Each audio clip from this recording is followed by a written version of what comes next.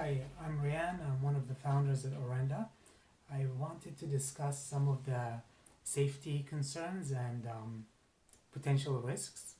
Now, most of them are already included in the manual, but nobody likes reading manuals and they're confusing usually because it's a lot of technical writing and it's not very visual.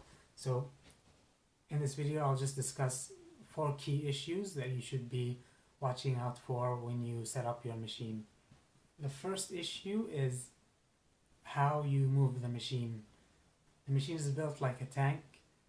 There's metal everywhere and it's very strong, but still you want to move it carefully. So when you move the machine, you should never grab the top. Even though it's still stainless steel and it's strong, don't grab the top. Never grab the brewing chamber area, like this overhanging piece.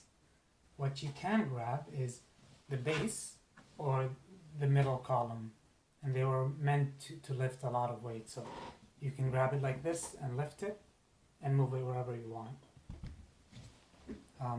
And when you take it out of the box, same thing. Do not take it out of the box by grabbing this.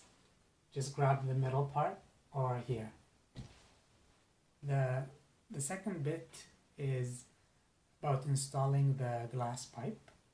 So to install the glass pipe, we simply remove the funnel, but the key concern is fracturing and breaking when you install it.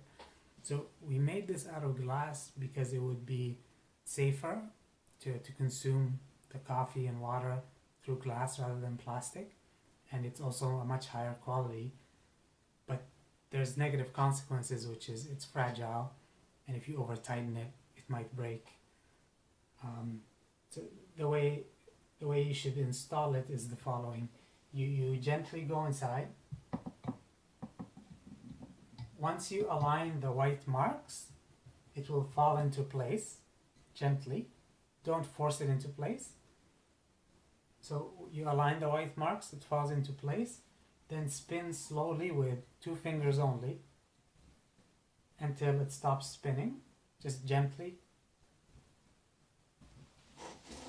Bring back the funnel.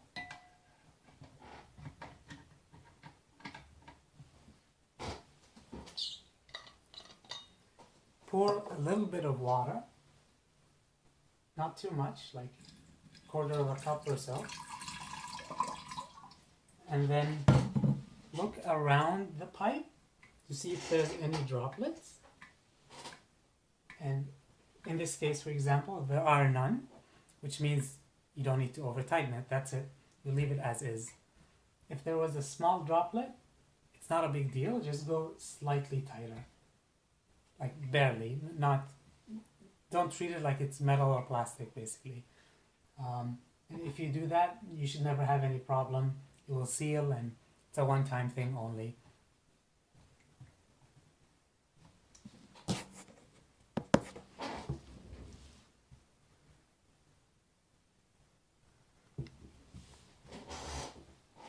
The third key bit is how you should treat the brewing chamber area. Now, the brewing chamber area is also glass, which means it's fragile as well. But the biggest concern here is actually not the glass bit compared to the water reservoir, because it's not that tight. The biggest concern is actually interacting with this while it's brewing. So if you notice here, there's a little base circle. That's actually a load cell, and it can measure how much coffee and water you're putting in. And that's how we control the coffee to water ratio. And that's how we'll change some of the properties of the coffee. But that also means that while it's running, it's trying to know how much coffee and water is in here, which means you should never ever touch this while it's brewing. So once you set up your machine and you're like, okay, I want this cup, and you click, don't touch the brewing chamber until it's done. Once it's done, you can do whatever you want, clean up and so on. But while it's brewing, touching this could lead to a lot of problems. So it would read the wrong weight and the coffee will end up being very strange and there's a small chance that it will overflow with water because you misrepresented the weight and it thinks it needs more water. So just a simple rule of thumb, when it's brewing, don't touch it. It's also not safe because it's hot. The last bit of advice is that you should never ever make any kind of coffee with the machine without the filter in place.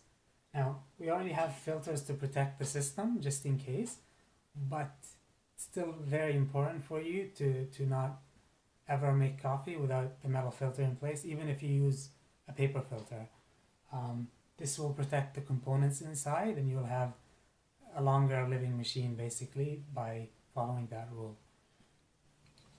And the reason we made it removable is so it's easier to clean. Could have made it permanent, but then it would be much more difficult to clean.